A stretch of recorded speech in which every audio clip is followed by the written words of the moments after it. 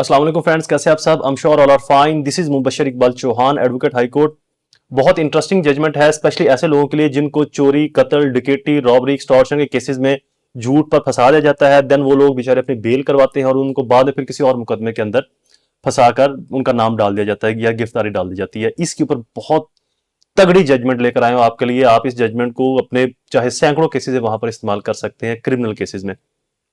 पहले थोड़ी सी आपको इसकी प्रोपोजिशन बता दूं, फिर इसकी साइटेशन भी बताता हूं और इसके अंदर लुबे लुबाब क्या है ऑनरेबल कोर्ट का वो भी आपको समझाता हूं। Police rule 1934 habeas corpus illegal arrest complainant sought recovery of his son from the custody of police. Police officer had appeared before the court and had submitted that the detainee was arrested in contention with the case initially registered of 381A चोरी के case के अंदर PPC recorded transcript that the earlier the detainee applied for the ad interim pre-arrest bail in the said criminal case which was applied for his which was confirmed by the court investigating officer thereafter added offense under section 2 under section 420 468 and 471 PPC and in the case arrest the detainee. Arrest of accused is the blatant contravention of rule 26.21 of the police rule so and so.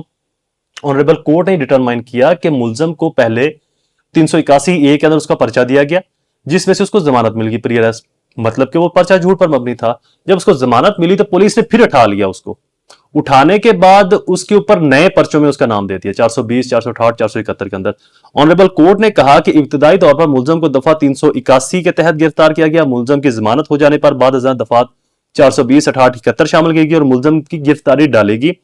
ऐसी दफा डालने की सूरत में मुलजम की गिरफ्तारी से पहले अदालत से इजाजत तलब करनी चाहिए थी, लेकिन कानून की संगीन खिलाफ वर्जी हुई है।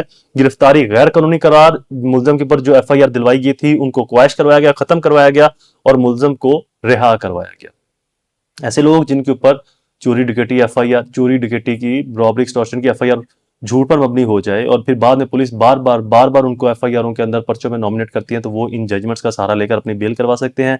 ऐसे झूठे, बेबुनियाद और फैब्रिकेटेड FIR में से अपने आप को बरी करवा सकते हैं।